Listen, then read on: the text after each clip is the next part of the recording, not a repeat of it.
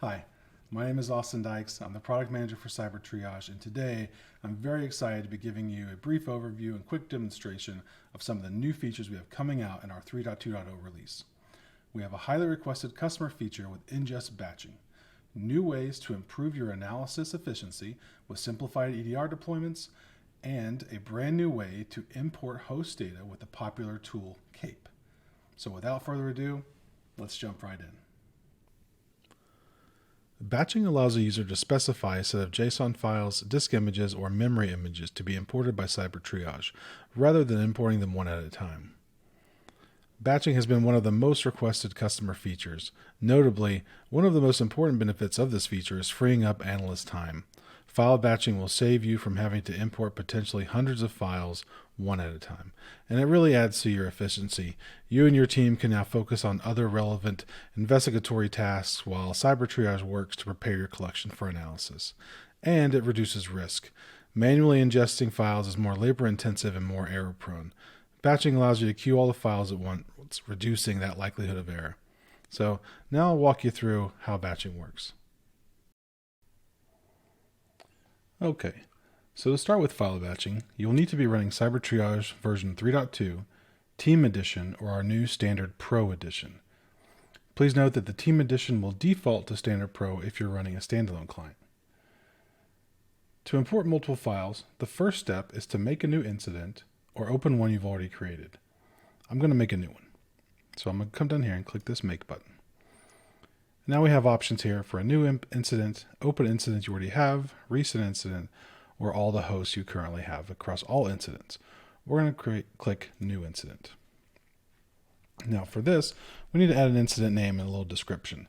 So I'll call this File Batching Demo, and we'll just say Hi YouTube, and click Continue.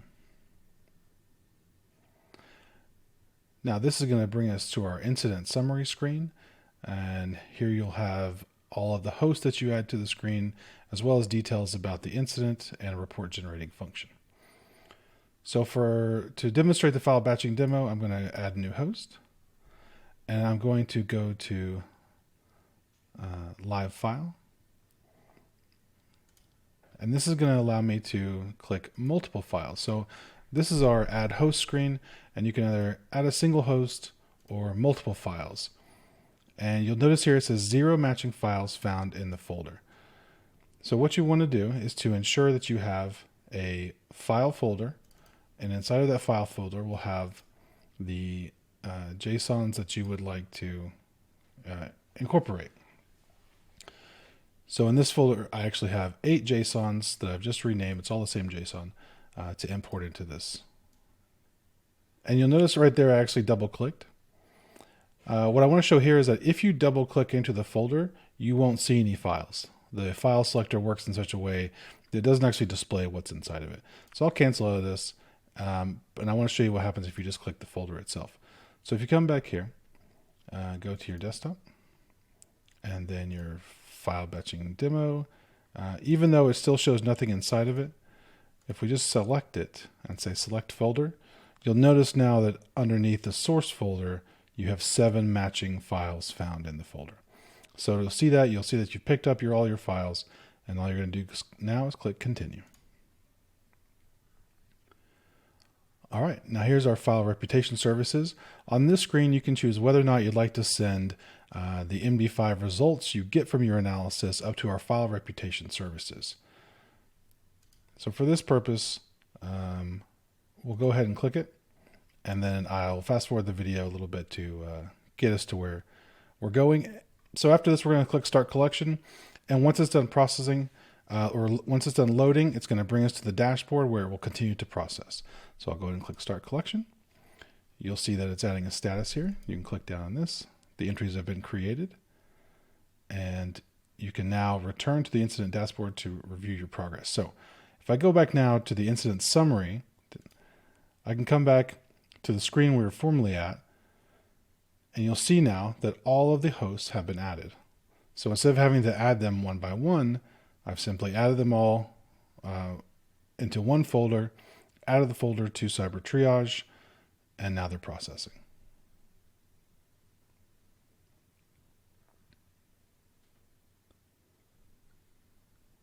So once you've opened the host, it brings you to your host dashboard, just as you would normally see. And in the background task status, you'll note that it's processing session host 1 data. It will continue to process that, and you can see our little process bar working hard here at the bottom. It will continue to process that until that's complete, and then move on to the next host. All right.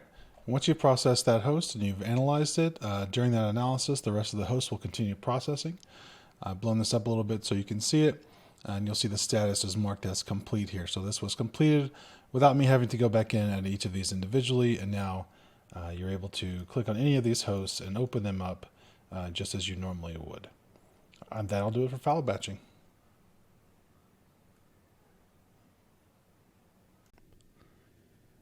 Simplified EDR Deployments allows you to deploy the collection tool to dozens of hosts using IT infrastructure, such as PowerShell or EDR, and know that the data will get saved to the server. In previous releases, the server would reject connections after a certain limit, and it was up to you to retry. Now, if the server is at processing capacity, it will save the incoming data to disk and schedule it for processing when there is capacity. This feature is only applicable to Cyber Triage team deployments.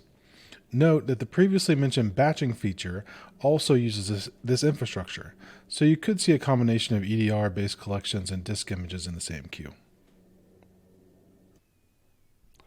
All right, so now that we connected to the server, we've added our hosts, and as we saw on the previous screen, some of them were queued and some were beginning to complete. On this screen, we see that 4 have completed.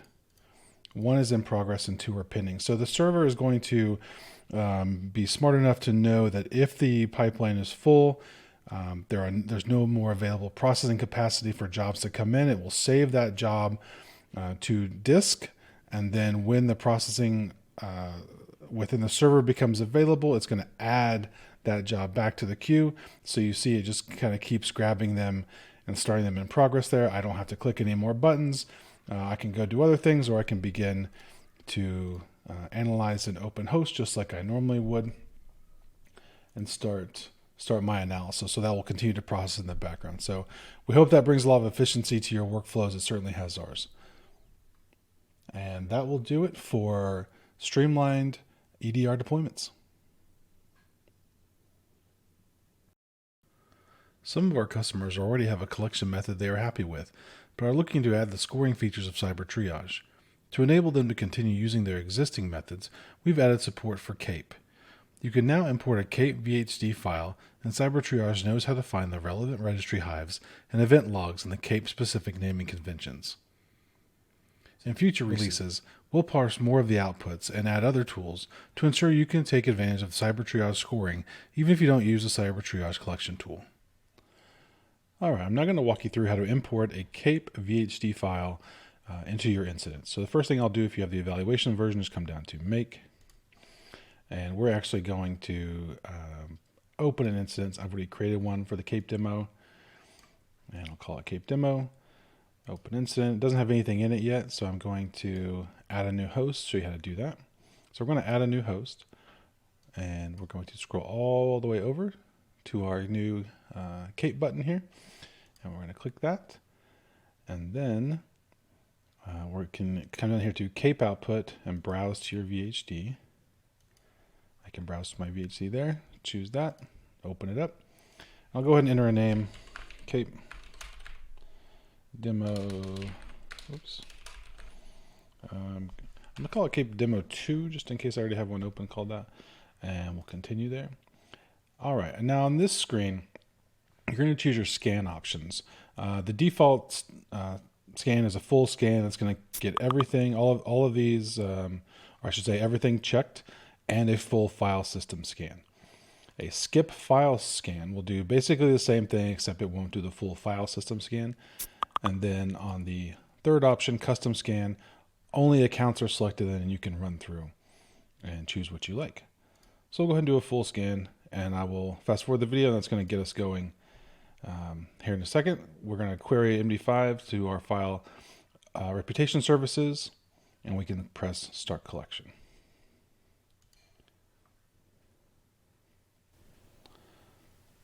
So once the collection starts, It'll begin processing, and it's going to bring you to your normal incident dashboard, or sorry, your host dashboard.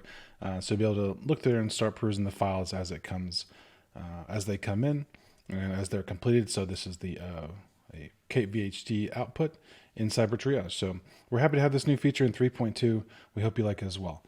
That's going to do it for the KAPE demo. And that's it. Thanks so much for joining me today. We hope you love these new features as much as we do.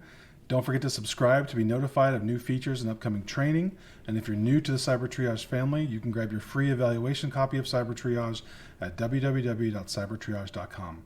Until next time, good luck and happy hunting.